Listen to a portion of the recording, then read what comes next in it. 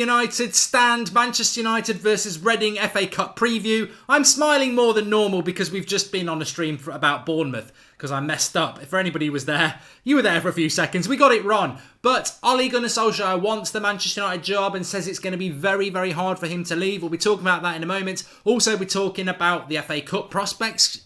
I think the prospects of winning it are good. I think the way we're playing at the moment, the manager we've got, be brilliant for him to get this job. But I think this is all about unleashing the youth, and I really hope he does it. We'll be talking about that in a moment. And that's my predicted team on the left-hand side. We'll get into that in a moment. But let's start off with the big topic. Ole Gunnar Solskjaer wants the Manchester United job. Well, boo bloody who. Of course he does. Of course he does. And at the moment, many of us want him to have the job. But we're not a bloody charity. We're Manchester United, not the Manchester United Foundation. They do great work and please give generously. But this is Manchester United Football Club. And we've been too much of a charity over the last 6 years, giving the job to the wrong people. The next appointment needs to be absolutely spot on. Spot on. And Ole Gunnar Solskjaer is a nice bloke and he's doing the right thing. And I really hope he ends up being Manchester United manager. But if you're asking me him right now to make a decision, I'm going to be absolutely blunt and say no. No, he's not having the Manchester United job at the moment. He's got to go through February and March, beat the likes of PSG, beat the likes of Liverpool, go and win the FA Cup, get us in the top four, and then we'll have a chat. This is the ruthless aggression I'm talking about at Manchester United. No more ring a roses holding hands and saying everything's great. We've got to be ruthless. Nothing I want more than Ole Gunnar Solskjaer to be Manchester United manager because he's been a great player. I love how he conducts himself. I love the passion he has for the club. But he's got to get the results on the pitch. And history is littered with new people coming in, regalvanising the club, getting results, and then a few months later it all goes tits up. It happened with Tim Sherwood, I think, at Spurs. It happened with Di Matteo at Chelsea. He won him a Champions League. You know, we've got to get this decision right, and we are not a charity. And this happens with my wife all the time. We'll be driving along, right, and somebody's broken down on the side of the road, and she'll say, "Aren't you going to stop?" And I'll go, "No." And she'll go, "But they, what if no one else stops? And they need some help." And I'm like, "Yeah." Look, there's even a book in the Bible about it called The Good Samaritan, but you know what? There's always two sides to a story. Yes, we help. They really need some help, and we help them out, and we all feel great. But what about the other side of the story? We stop, and they're a bloody rapist or something like that. There's another side. I tell you what, rather than stopping by on the side of the road against somebody who might want to kill me, I tell you what, I'll just give money to charity. It's much, much safer. And that's what I mean. The Good Samaritan Act, it doesn't always end that well. There's two sides to a story. And what I'm saying is, in relation to Ole Gunnar Solskjaer, at the moment, we're all feeling happy. We're going to stop the car, but you don't know what's in the bonnet. Come to the bonnet. I've got a tow rope. Bang! You just don't know what's going to happen. So I think, in relation to Ole Gunnar Solskjaer at the moment, enjoy the ride. It's absolutely fantastic. But let's not take any risks until we've got all the evidence. Let's call the AA.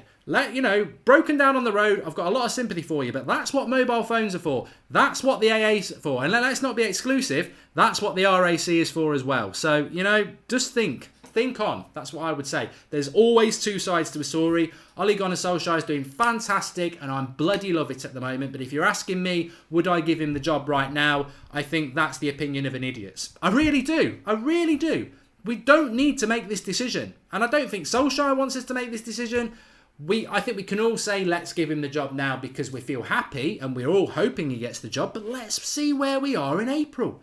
If we win all these games to April, give him the bloody job. We don't have to make quick decisions. Quick decisions cost lives. There must be a better line than that. But they do. We don't need to. We don't need to do it so quick.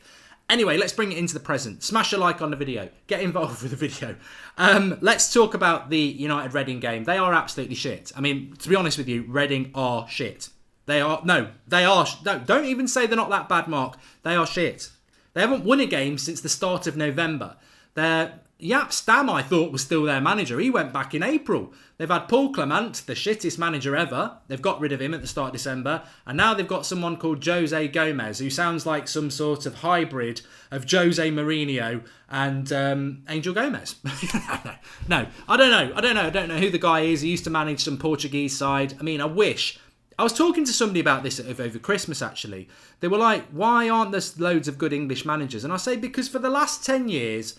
the British game has been absolutely obsessed with giving the job to foreign managers. And I've got nothing against that, but I do think we go a little bit too far when you're bringing people like Jose Gomez in from bloody Rio Ave from Portugal. There's loads of good British managers within football down the lower end of the leagues who would do a very good job at somebody like Reading. But no, we're going for Jose Gomez from Rio Ave. I mean, it's just bloody ridiculous. And he's lost a load of games as well. They got stuffed by Swansea last week, 4-1. They're absolutely crap. John O'Shea plays for them. I mean, I thought he'd retired as well. They're awful. They're absolutely crap. We're going to win this game. We're going to win this game. So this is why I totally agree that someone like Lukaku's got to play up front. Of course he has.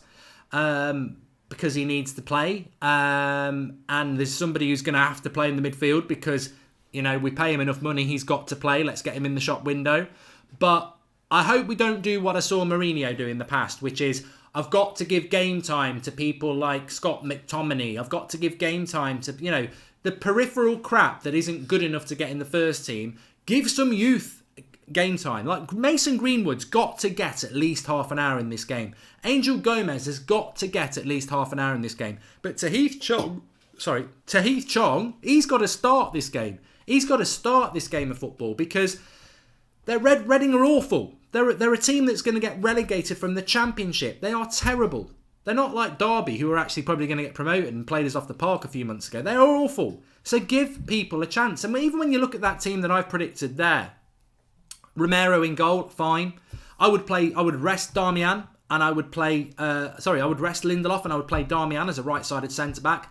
Delot would be my right-back. 100% he's got to play. Play Phil Jones at centre-back. We haven't got anybody else. Ashley Young, he deserves a game. Give him a game. Marouane Fellaini has got to play in this game, and it's about where he can cause the least amount of damage. If you play him anywhere up high up, he's going to slow down the tempo. Even Fellaini can play CDM against Reading. They're awful. You know, he can walk out into the middle of the pitch. We'll give him some fresh compost.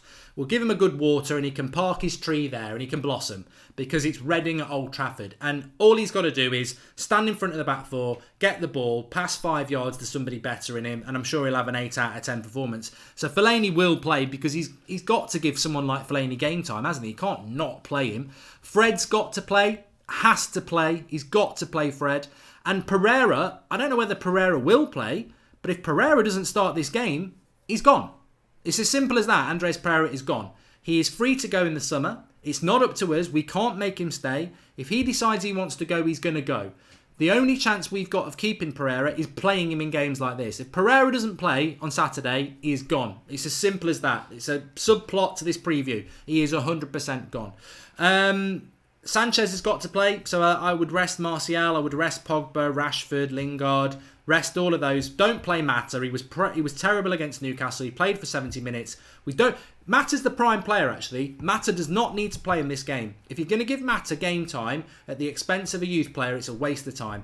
Put Mata on the bench. Do not start Mata. Sanchez has got to play. Lukaku's got to play. I mean, he has got to play. He's come off the bench the last 2 games, scored a goal. Rashford's been brilliant. So if we were playing Spurs tomorrow, then Rashford would play and Lukaku would be on the bench. But Lukaku's got 2 goals in 2 games. He's got to start up front, Lukaku. So Lukaku has got to start, and I expect him to score against Reading. But Chong, there's got to be one player out of Gomez, Chong and Greenwood who start this game of football. And for me, I would go with Chong. I would go Greenwood off the bench last half an hour. I would go Gomez off the bench last half an hour. And I would start Chong on that right-hand side. For many reasons, none more so. He should have had a first team game by now already. He's been rocking it up in the youth setup for a long time. Right side of midfield, attacking position is a mess for United. Lingard plays it well because he comes centrally. Mata struggled with it the other night. We really are struggling. We're even looking to go in the transfer market, which is why I want to see this kid play. You know, he's not 15. You know, he's approaching 20 now. If we play him in a game like this and he does well and then he plays a few more games between now and the summer, we might not need to sign a right winger. So play him. He's got to play in this game. I would start him. I would play him. Absolutely 100%. Play Tahith Chong. And that's the team I would go with. I'd love to see Greenwood play. I'd love to see Gomez play, but the reality is, I mean, Scott McTominay has got to play at some point. He was back part of the squad. But my midfield, I understand why he's going to play Fellaini. I'd love him not to. But Pereira and Fred have both got to start in this game. 100%. They need the minutes. They need the fitness. And if Pereira doesn't start, he's gone. Paul McKeown says, would you not give Roshan Williams game time? I would. I don't know whether he will. I really don't. I mean, Eric Bay's an interesting one, isn't he? Eric Bay is an interesting one. I didn't realise. I thought he was only going to miss the game against Newcastle. He misses the Reading game and the Spurs game. What a plonker. What a stupid thing to do. I didn't realise it was a straight red. I thought it was a second yellow. Straight red card, 3-match ban. And you look at what Shelvey did last night and he's going to get nothing. You look at that bloody Lascelles, gets nothing. A yellow card.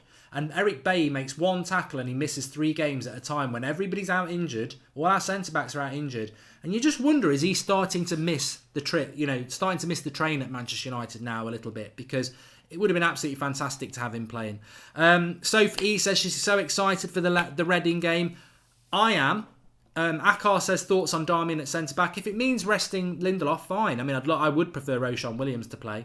Fosu Mensah loan terminated, says Zed Jamie. That's quite an interesting thing. This is a report this afternoon that Fulham are going to sign Gary Cahill, so they can only have two loan players. So they're going to terminate the loan of Fosu Mensah and send him back to Manchester United. But then later this evening, that's not true. I worry about Fosu Mensah. We talk about Eric Bay's future. What's the future for Fosu Mensah? If you've watched the United stand for any period of time, I'm not one of those people who says, I told you so. But Lindelof, when we first got him, people were saying, oh, he's going to be a flop. I said, no, I think he'll be good. Rashford, I always said he's not a winger, he's a number 9. I've been proved right. Fellaini, for years, I've said he's not a United player. I've been proved right. Pereira, I want to be proved right. I've not been proved right on him yet. Martial, stuck by him. He's the right sort of player. Been proved right. Pogba, the same. Fosu Mensah's one where I'm going to sort of take the L on this. I did say, you know, not everybody gets everything right. Fosu Mensah, I will admit and say, he is a player that I really thought he had the natural attributes to be brilliant. He went to Palace, started off okay, couldn't get in the team. He went to Fulham, started off okay, can't get in the team. And if you can't get in the team regularly for Palace and Fulham, how the hell can you get in Manchester United's team? I worry about Fosu Mensah and what he's going to do. And there must be something as part of his game that's just not quite right. Concentration levels is probably my bet, but that can be sorted with time because he is young. But yeah, I do worry about him. But if he's coming back, maybe he's coming back to the best sort of environment anyway. Is there no young centre-back in the youth team, Mark, instead of Darmian? Says Darren Kavanagh. Well, this is what I'm saying, Darren. I don't want to see people like Darmian playing or Mata playing against Reading. It's not exciting. They're squad players who are never going to have a big future at United.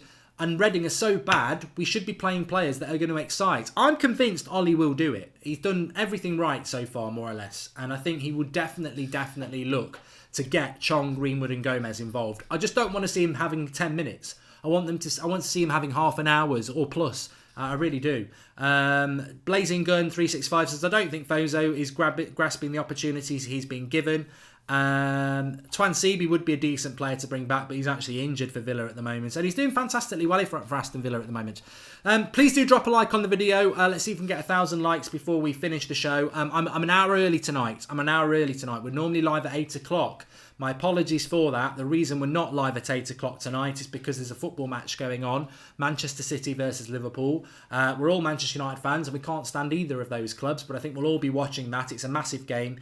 I'm actually going to do a watch along. I would watch that game anyway, so I thought rather than sitting there on my own, biting my lip, I'm going to just go live with all you good people. So the link is in the video description for that. I'm going to be live on That's Football in 10 minutes time, building up for that game, talking about what I think about it and watching it with all you lot. So if you are watching the game tonight, join me on That's Football.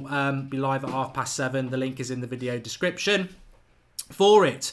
We should start the young players and then if anything goes wrong, we can swap, says SR. I agree with that. 100%. I do. I think that this is the game that it's the opportunity is there to do it, isn't it? Do you think any of these Oaks are playing if they perform in this match? Says Robin Maya. I think if Tahith Chong is the one for me, if he has a really good game against Reading, then he suddenly becomes a viable option. I thought Mata was so poor against Newcastle and Lingard has been very good from that side, and there seems to be a reluctance to play Sanchez on the right. It looks like it's going to be Sanchez and Martial battling for the left side, Lukaku and Rashford battling for up front, and at the moment it looks like Lingard's the only real option on the right hand side. To Heath Chong, give him a bloody game, and if he does well, start letting him sort of get 10-20 minutes every Premier League game and take Lingard off. You know, that's what I want to see. 89 Classical says he'd like to see McTominay, Pereira and Fred. I don't want to see Fellaini in the team. I just don't logically see how Fellaini doesn't start this game. He's a senior pro. He's on a lot of money. I think Ollie has left him out of Premier League squad because he doesn't want him. But he's got to play him in an FA Cup game because otherwise, well, he doesn't have to. I'd love it if he doesn't. I'd much rather see McTominay play. As I've said about McTominay, I think he's been very, very poor. But there's so many people say he's got something about him. And if Solskjaer can improve Matic and Ashley Young and Phil Jones, then imagine what he could do with McTominay. I think McTominay certainly does deserve another chance. But for me, Pereira and Fred are the two who've got to play. They have to play in this game. Absolutely. And a lot of people like momentum stocks. They need to see Heath Chong and see what he's all about. They do. They need to see what he's all about. I think he's a fantastic player. I've been on about him ever since we signed him from Holland. He looks really, really exciting. He was exciting in Holland, and he's continued that at United. He had a very, very bad knee injury that basically cost him 9 months of development. So, he's come back from a bad injury as well. If he hadn't had that injury, he'd be even further along the curve. But doesn't matter how long ahead of the curve you are as a young player at United. If you're under Mourinho, you've got no chance. And a Mason Greenwood as well. Not really spoken about him enough, but Mason Greenwood, his goal scoring record is absolutely amazing. I mean, if you've not played Football Index yet, have a look at it on the Transfer Daily and have a go, because I bought shares in Mason Greenwood when he was £2 a share. He's up to £4.50. He's not even played a bloody game yet. He's a fantastic talent. And my top scorer this season, Soph, I think it will be Rashford. Who do you think's actually? If you're watching live or not, who do you think is going to be our top goal scorer this season? I think it's going to be Rashford. Lukaku might get a few goals. I mean, he is a goal scorer, Lukaku, but I think Rashford, for me, will be our top goal scorer. Greenwood and Chong would be outstanding, Ryan Simmons. Look, for me, Greenwood, Chong, Gomez, I'd love all three of them to make it. But, having three players like that to excite us, let's see what happens. Anyway, please do drop a like on the video. Subscribe to the channel if you're new, bottom right hand corner. But please smash a like on the video. Let's see if we can get 1,000 likes. And remember, I'm going to be live in 5 minutes time on the link in the video description. It's Liverpool versus Manchester City. If Liverpool win this game, they're probably going to win the title. I think I have to support Man City tonight. I do. As bad as it sounds, I think I do. I would rather Man City win the league every day of the week over Liverpool. And if Liverpool win or even draw tonight, I think they've got the title in the bag. So, link in the video description for that. I'm going to be live in 5 minutes for that. Thanks everyone for watching for this. I'm back tomorrow morning with Transfer Daily. Very interesting show. Just putting the notes together for that. 7 a.m. Transfer Daily. Smash a like on the video. Subscribe if you're new. And I'll see you on That's Football in a couple of minutes' time for Liverpool versus Man City watch along.